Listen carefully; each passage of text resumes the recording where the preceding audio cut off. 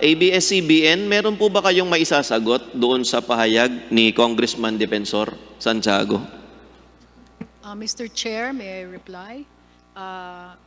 We note the sentiments. We note the sentiments of the Honorable Congressman Defensor. Wala naman po kaming masasabi pa. Mr. Chairman, Mr. Chairman, gusto ko lang pong linawin Yes, Congressman Defensor. na ito po'y position paper po ninyo. Na dalawa lang po yan. It's either kayo nagsasabi ng totoo or ako yung nagsasabi ng totoo. But this is a position paper of ABS-CBN. And, you know, to say that you just note of what I said, when in fact, you refer to a certain situation na sinasabi nyo may nagsabi na to operate in consideration of its employees without the news division, masyado pong mabigat ang ganitong akusasyon. Ibig sabihin po ba, gumawa kayo ng position paper without watching what came out, without checking? Mr. Chair, Congressman Mike, hindi po noted yung sagot po namin. I want to take responsibility po for what was written in this position paper. I didn't realize this was an allusion to you. But please allow us to review the statement, and if it needs to be corrected po, we will submit a revised version to the COMSEC with your permission, Mr. Chair. As always, Mr. Katibak, marami pong salamat sa inyo. Salamat po. Pag natapos po itong isyong to, sabihin natin, example, nabigyan kayo ng prangkisa, may issue pa ba ng press freedom? Your Honor, naniniwala naman po kami na ang issue ng press freedom ay dala o naging epekto ng CDO na pinatupad ng NTC noong May 5, Your Honor. Bakit meron ba ho kayong prangkisa na ihaharap sa akin na pwedeng gamitin para kayo mag-broadcast? O pag kayo po'y tinigil ba, press freedom na ho ang inyong issue? Alam ko naman po na may iba pang issue, Your Honor. Gayunman, hindi rin po natin maikakaila na nagkaroon din naman ng chilling effect yung CDO na pinatupad ng NTC. Chilling effect ang sinasabi nyo. Ang tinatanong ko ho dito ay nung tumigil ang TV Plus sa pag-broadcast, ang problema ho rito kasi, no franchise, no broadcast. Bakit nyo nasabi na press freedom ang issue? Ang pinag-uusapan po, yung prangkisa. Ano ho yung kinalaman ng press freedom sa prangkisa na nag-expire na wala ho ang ABS-CBN ngayon? Ano ho kinalaman ng press freedom doon? Kayo po'y dumadaan tayo ngayon sa isang proseso na sinuscrutinize sa inyong prangkisa, pinag-aaralan. Kung sabihin namin na makita ho ng komite na meron kayong pagkukulang at marahil ay hindi mo na dapat bigyan ng prangkisa. Ito ba'y press freedom issue? Naninindigan po ako na magiging kabahagi niyan ang issue ng malayang pamamahayag, Your Honor. my question to Ms. Reyes. You're saying ng ABS-CBN, pinapublish nila ang mga news o balita na newsworthy.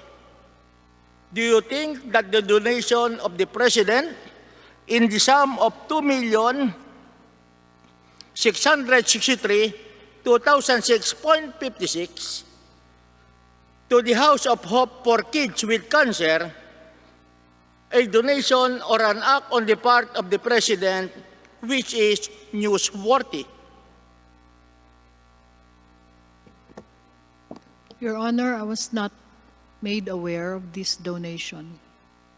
Oh, you were not aware? Alam nyo naman, ang tagal ko na sa Kongreso, sasabihin ko, bakit hindi nakatelecast ang ating hearing? Alam mo naman niya ako ang PD. May bibisitahin ng ating Pangulo, ang laging number one bit will be the President. Totoo ba na hindi alam ng inyong news, ng inyong mga opisyales, Mr. Carlo, Carlo Katigbak, na merong ginawang donasyon ng ating Pangulo? Wala, hindi alam ng management. Hindi na po kami nag-issue ng press release po. Hindi na po kami nag-issue ng press release.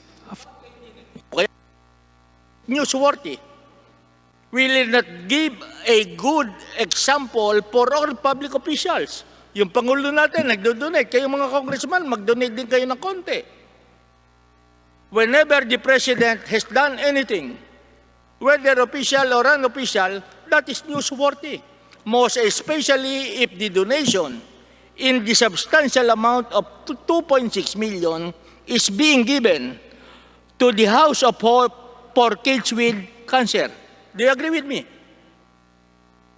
Yes po. Oh, it's not yet late. Better late than never. Perhaps you can make the publication tomorrow. Well, I think that would be all. Ang sabi po ninyo ay balanse, objective. Bigyan ko po kayo ng halimbawa.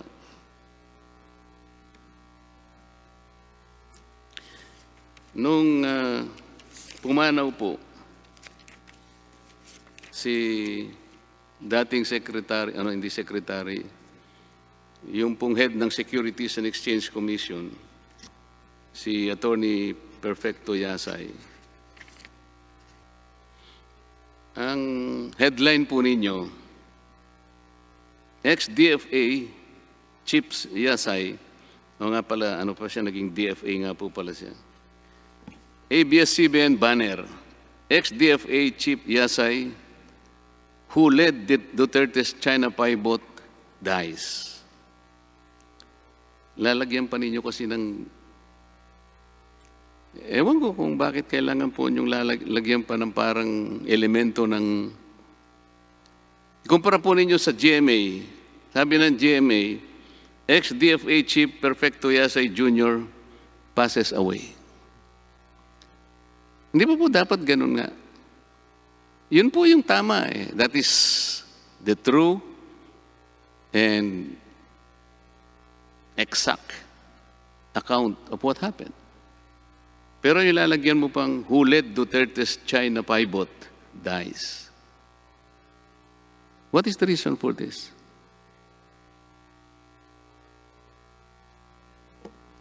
Your Honor, I'm not very familiar with that particular headline, but I remember seeing a headline in our digital stories that read, former DFA Chief Yasay passes away. So, Meron din po kasing iba-ibang entries sa ito po storya, kasi, Your Honor. nasa online po ninyo eh. Ako po pagka sinasabi ko sa inyo, Your Ayun po Honor, ang there was style. nothing malicious in that headline. you will be the one to decide on that, Ms. Ging Reyes? Aren't we supposed to be the one to decide on whether or not there is malice in this? Because there was none, Your Honor. That is a fact. He was at the helm Kayo po of the ba Foreign ang Affairs Department. Kayo po ba ang magja-justify noon o kami? Your Honor, we go through this editorial process every day. It is our job. And in headline writing, there are times when context is also needed. There are times when people noted or notable for certain achievements, those achievements are mentioned. It is not necessarily a negative thing, Your Honor. Napaka-basic lang po ng comparison na sinabi ko. Namatay po yung ex-DFA head. Ang basic na balita, ex-DFA Perfecto Yasa dies. Walang problema ron eh. Pero kung sasamutan mo ng flavor, nagkakaroon po ng kulay. Yun lang naman po ang problema.